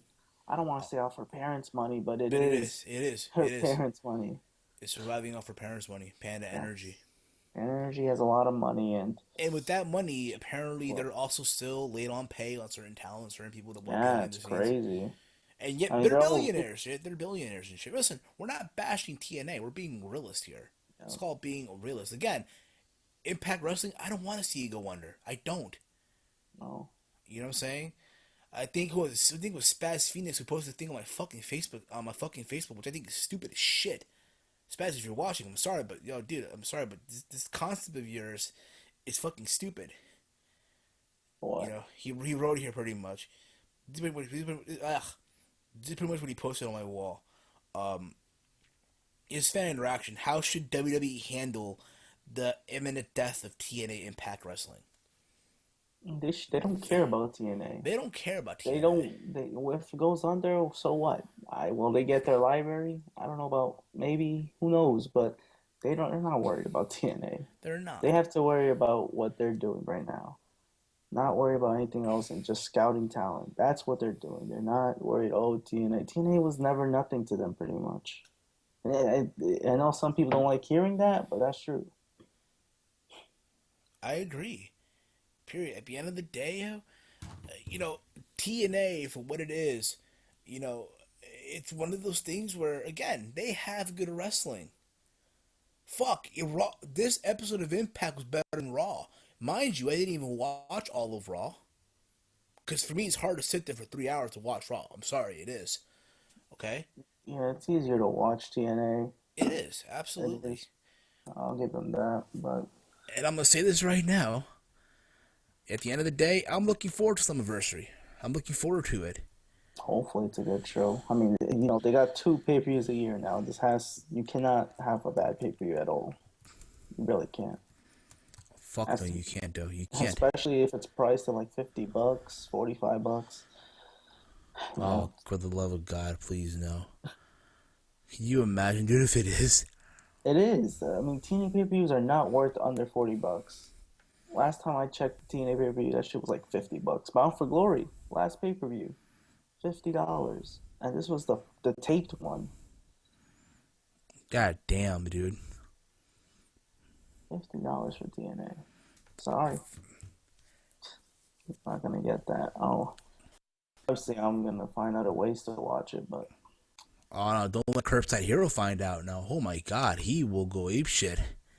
sorry, I'm not spending $50 on a pay-per-view. I don't even do that for WWE. We have the network. We have WWE Network now. We have WWE Network. Or if not, we have New Japan World for those of you who watch New Japan Pro Wrestling. Yeah. And nothing's wrong with New Japan World. I'll even admit that. But again, right now, dude, what I think is going to be the saving grace of total non-stop action wrestling. Keep on talking, dude. Keep on talking. Keep talking whatever you want. So what's gonna be a saving? The saving grace is it's kind of hard to point that out. I don't know. I'll tell you right. I'll tell you in just a bit. Twinkle toes. You just hold that thought, buddy. Do you want to know what the saving grace is gonna be, dude? The saving grace of TNA. I'll let you know, right? In my opinion, you want this product to be talked about again, like it was with Austin Aries when he won the belt. Remember that? Yes. Yes. This guy right here, dude. My man right here.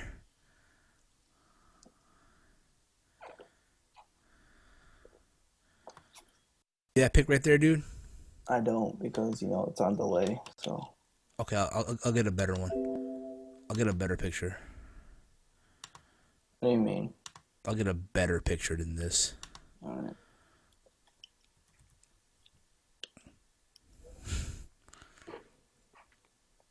Right here, my man right here, dude. Look at this. If you watch the playback, you'll see what I'm talking about. My man. EC3, the saving grace. Fuck yeah, dude. I'll be real, yo. Real talk. Probably one of the reasons why I still watch TNA till this very day. Don't get me wrong. Yeah. I like Aries. I like Bobby Roode. But I think this guy, yo, I'm entertained by this guy. I'm fucking entertained by him. He definitely fits in TNA. I was very shocked about that because obviously in WWE he was pretty much a joke. Let's be real. Let's be honest here. WWE, I know people don't like this, but fuck, they dropped the ball with this guy. Well, yeah, they just didn't know what to do with him. Yeah, sucks, but TNA made him a star. I think he just fits better with TNA. I don't know if he would do all this in WWE. I'm sorry. It's. I feel like this was literally the best fit for him because he's literally a star there, and he's undefeated still. Hopefully, he wins the title Slammiversary. Oh, you gotta do. I'm an EC3 guy, yo. Real talk. Yeah, he better win at Slammiversary The one because percenter. See, look all you 99 percenters, man. Anywho, EC3 re-signs for TNA. yeah, do again. It'll be a travesty. It'll be a travesty if they don't make him the champ. They have to, man. Anywho, we're gonna take live calls now. We want all of you to call in. Numbers on the screen, 718-473-0813. You call in. It's completely toll-free, guys, so don't be afraid to call in. Give us your thoughts on the show and what have you. The phone lines are officially open, guys, so what are you waiting for? Call in. You know you want to call in right now. So don't be afraid, guys. Call in now, 718-473-0813. We're taking calls. This is the TEAMHEEL Podcast, live on the TEAMHEEL Podcast channel. We thank all of you for tuning in, whether it be on iTunes, Stitcher Radio, and all those other fun sites, if you will. I see. Okay, you finally took that out. So now the number is officially on the screen. Yeah, again, guys, call in. The number is completely free. Don't be scared to call in. Don't be scared to call in, guys. 718-473-0813. The number's completely on the screen. It's completely toll-free, too. Come on, guys. It's a win-win situation. Win-win. It's a new day. Yes, it is. Oh, God. I feel like primetime players will finally win the belts soon. Weston, I disagree with you. EC3 is nowhere near the level of the Roman Reigns. That's a ridiculous statement. Probably better than Daniel Bryan, but hey, that's around the point. Final prediction for Juve versus Barcelona. I'm gonna go with Barca. Barcelona wins 2-1. Actually, Barcelona wins. #LOL. No, Barcelona has been doing great this year, and they're gonna finish it off with a treble. And then after this, La Copa America. We got a caller. We have a caller. We have a caller. Caller 661. You're on the air. What's your name? Where you from? What up? This is Jeff, a.k.a. the Unigamer 661. How's it going, guys? What up, Jeff? How are you, brother? What's up? Doing okay. How about yourself? We're just here, man, just relaxing, styling, and profiling, just talking about this wonderful world of professional wrestling and other things around the world. Yeah, I've been watching the show. It's pretty good. But, no, I kind of disagree. Like, I think WWE made the right move getting rid of EC3. I don't know. I just don't see him as that main event guy. I mean, here's the thing about it. Is he main event? Is he a main event guy in WWE? Hell no. To TNA standards, yeah, you can say that. To a TNA standard. All right. Again, it's someone new. It's not a Bobby Roode. It's not a Kurt Angle. It's not an Eric Young. It's someone new. They're gonna give the ball to. You know what I mean? Well, I mean, I didn't mind Eric Young as champion because, like, you think about it, Eric Young has been with TNA since the beginning, like a lot of the guys in TNA. And, I mean, they did a good job booking him as champion, too. They did, and I'll agree with that. I thought he was booked better than Bryan. Yeah. Yeah. That's the sad thing. Like, yeah, Daniel Bryan may be the better wrestler, but, look how WWE booked him. WWE had Daniel Bryan running away from Kane like a really bad horror movie. Oh, yeah. Remember that part with the car? Oh, God. Yeah, that was...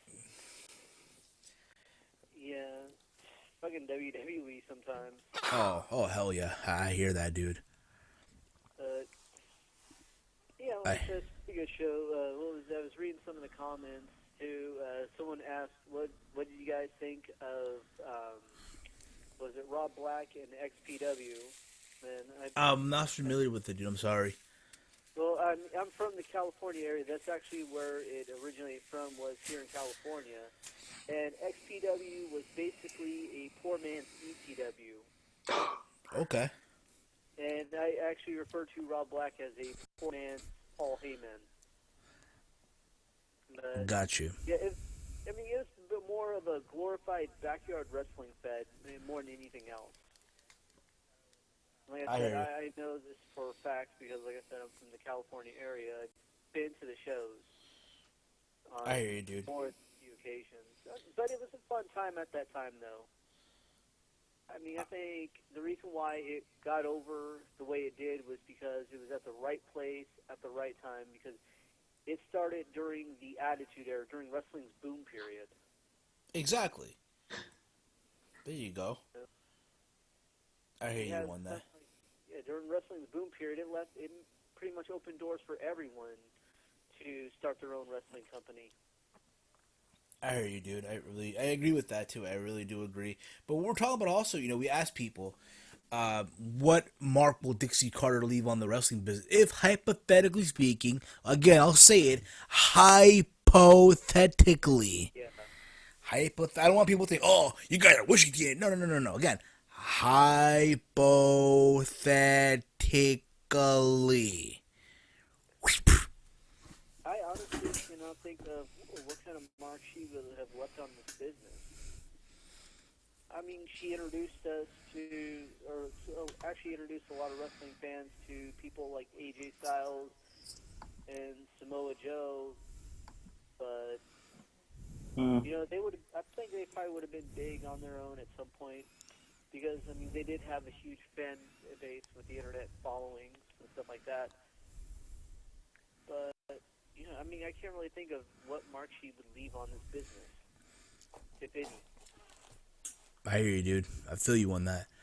At the end of the day, listen, like I said, I feel like I'll give her credit where credit is due. She's a woman who tried.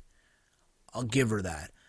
I feel like, yeah, she's a good public relationist. She's a good businesswoman.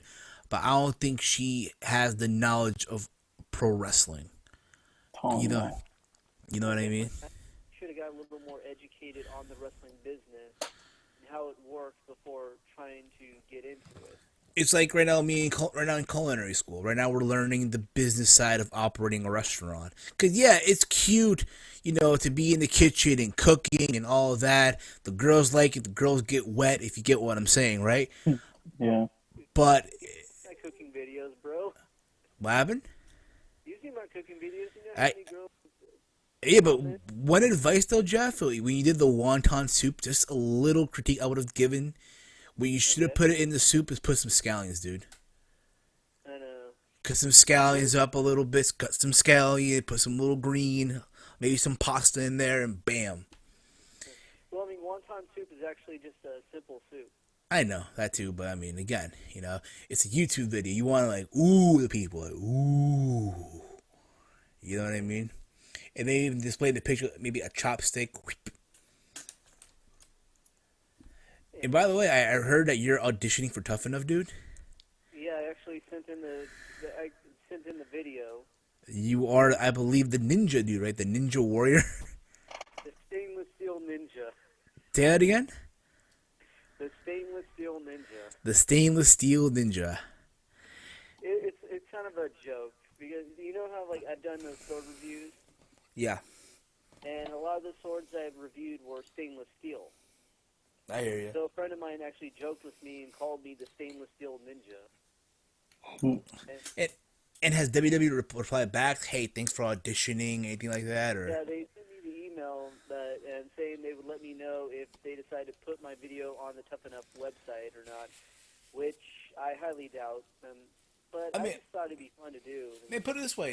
If Sean's View got a part on Tough Enough, so can you, dude. What did he do? He did it. I would have done a better. I thought I did a better job than he did, honestly, on the video. I mean, again, you gotta be be charismatic as well. I think you hit the charisma part. You hit it. You know what I mean?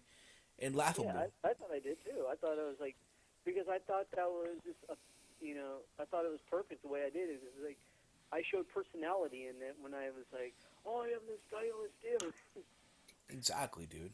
Yeah, and that's what it's all about, bro. That's what it's all And then I got about. my sword out and cut through those 3 water bottles. With precision too. Exactly. With ease. No, man, And it went perfect with everything I was doing. you on wasted some good soda, man. You are wasted some good quality soda and water, man. And actually, those were milk jugs things. They're from like I save those for when I do sword reviews. Okay. You just filled them up with water or whatever, and bam. Exactly. I'm supposed to be getting one pretty soon. It's either sometime tomorrow or probably next week. More than likely, I'll be getting a new sword to do a review of. I hear you, dude. I hear you on that. And it's actually a sword I've been waiting for a while too. Yeah. Let me ask you a question, Jeff. Did you watch Ring of Honor this past Wednesday on the Destination America? Yeah, I did. Your thoughts overall? I thought it was a good show, honestly. But I did see it earlier because I get ROH where I live here in Bakersfield because it was Saturday's show that they showed. Yeah. The Sinclair now broadcast. I was watching it again. I didn't mind watching it for a second time, to be honest. I hear you, dude. I mean, I'll say this overall. Like, people were saying, oh, it was a good show, but it didn't really deliver if you showed. I agree with that, too. But you gotta remember, like, people who are complaining about it, either two of the following. Either one, you've never really watched a Ring of Honor show, or two, you're expecting fucking high production value and from Ring of Honor, and you're not gonna get that from Ring of Honor. Ring of Honor is the complete opposite of WWE and TNA, where they TNA and WWE they focus more on production and all of that. TNA's only focus is just the wrestling in the ring.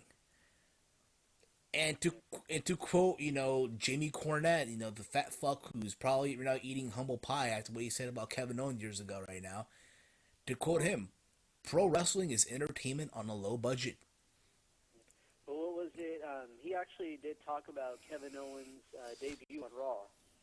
I know. I posted it on my Facebook. It was a pretty good, interesting thing to watch. I mean, he doesn't hate Kevin Owens or anything like that. He never said he did. I know. But what he said though, oh, you know what? He'll always be the guy to main event in front of 200 people at a rec center. Actually, he didn't say that. He actually said, do you want to be the guy making money, or do you want to be the guy who entertains 400 people in a rec center? And he would rather be the guy entertaining 400 people at a rec center. That's how he looked at Kevin Owens' business aspect of wrestling. I hear you, but then again, that's the vibe. Kevin Owens really wanted to do. He thought Kevin Owens wanted to do that more than make money. I hear you, but that's the vibe he gave. That's the vibe that he pretty much gave, and even the fact that the whole booking in Ring of Honor, when Kevin left and he came back and left again and all of that. You know what I mean? And he talked about that one too. That was, what was it? He actually wanted Kevin Owens to take some time off. They actually gave him pay while he was gone to lose some weight to get a little healthier. That too. Kevin Owens, he wanted to come back right away and whatnot. But they booked him pretty good in Ring of Honor. I agree, dude. Yeah, they originally wanted to book him as what they did with Ring of Honor, where he has this grudge against the company. But they want him to lose weight to get a little healthier. I hear you, dude. Yeah. Also, guys, I actually watched that Indie Corner podcast. That was a really good podcast too. Absolutely. I would say what, Jeff? Go on, brother. Go on. Go on. The whole thing with Colt Cabana, where people thought, Jim hated Colt. No, he didn't hate Colt Cabana. It's just like at the time when they when they partnered with Sinclair Broadcasting Network, they wanted to get people on their contracts and stuff like that. And Jim really couldn't get him under that kind of contract because he knew Colt Cabana had other things he was doing on the side as well, and he didn't want to deprive Colt of that. That too. But I tell you what, Jeff, we're gonna take some more calls, dude. All right, I'll let you go now, all right, brother? All right. Thanks for calling in, dude. Before you leave, you want to promote, your Facebook, your YouTube, your Twitter? Oh yeah, definitely. You can check me out at TheUnigamer661, where I do wrestling reviews, sword reviews. I just do a variety of different things on my YouTube channel. Follow me on Twitter at TheUnigamer661 and like me on Facebook. And check out my Stainless Steel Ninja Tough Enough tryout video. That's right. All right, stainless steel warrior. We'll see you next time, brother. Later. We're going to open up the phone lines one more time. Yes, we're taking calls still. 718-473-0813. So if you want to call in, guys, call in now. Don't be afraid to call in. End of the day. But, dude, tomorrow is Miguel Cotto versus Daniel Geale. After that, tomorrow, the Heel Stevens show. On my channel, I'm going to answer some questions that the people have left for me, which should be fun. They always are. Point blank, they always are fun, right? Yeah. Where I answer your questions and all that. What else I got? Oh, yeah, Sunday. Well, if you don't know, Sunday, myself, Knowledge of Wrestling, we will be at Citi Field for Legends of Wrestling. Oh, yeah. So, dude, how about those Cleveland Cavaliers, dude? Wow. They put up a good fight until overtime, where they went 1 for 10. And we just heard some, sad news that Kyrie Irving's going to be out for the rest of this series. So Cleveland's pretty fucked. Damn. Oh, they got LeBron. Got LeBron. They got the former Knicks, J.R. Smith, and Iman Shumpert. They ain't going to do shit for you guys. What a travesty.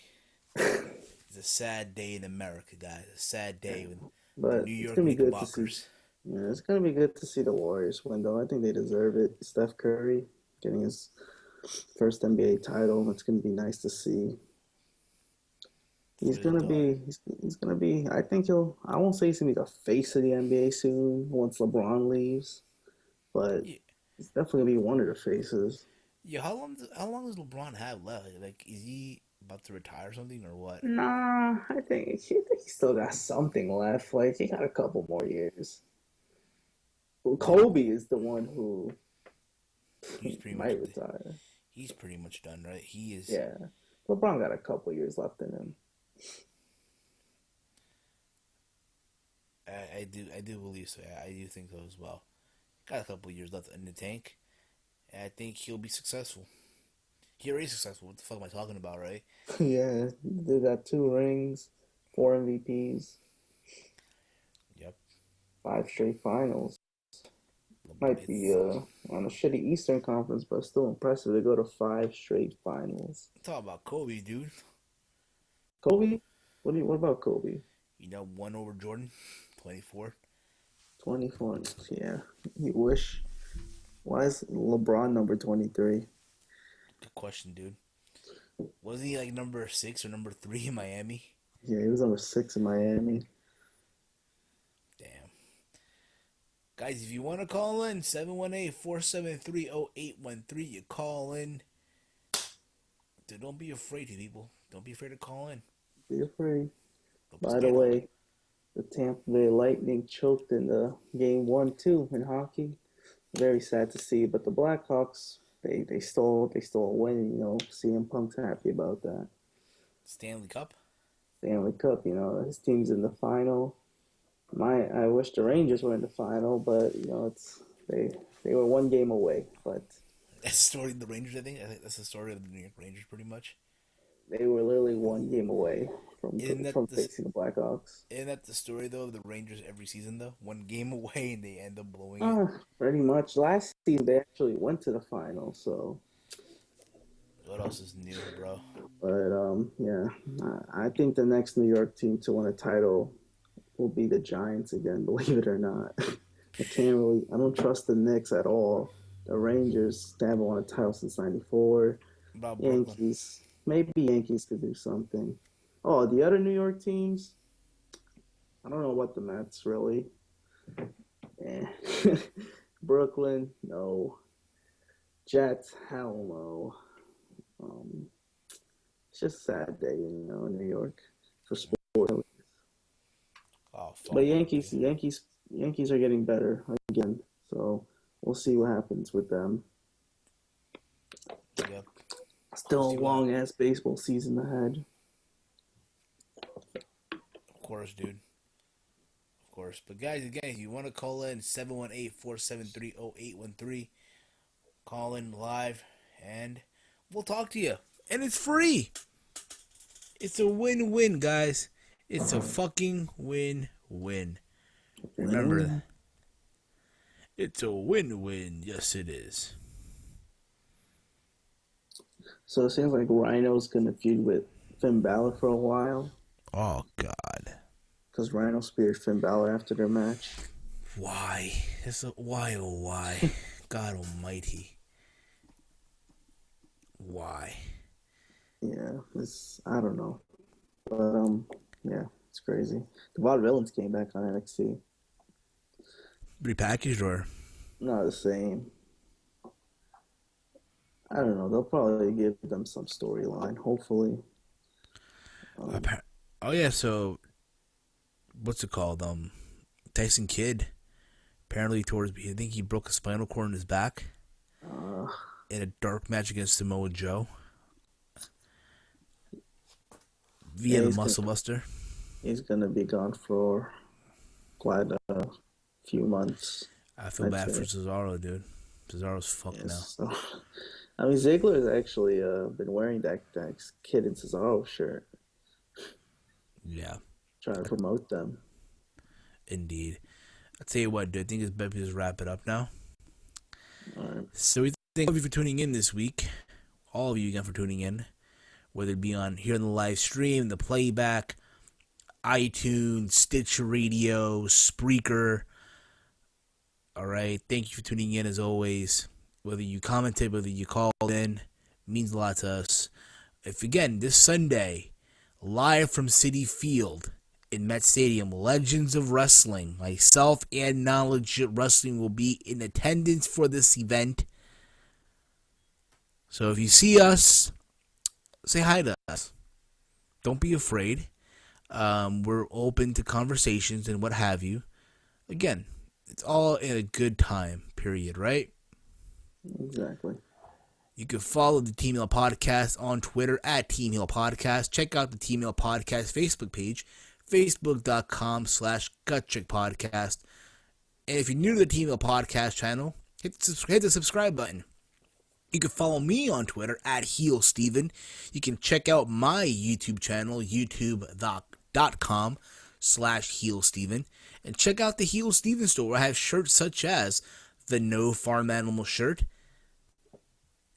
the Go Fund Yourself available for men and women,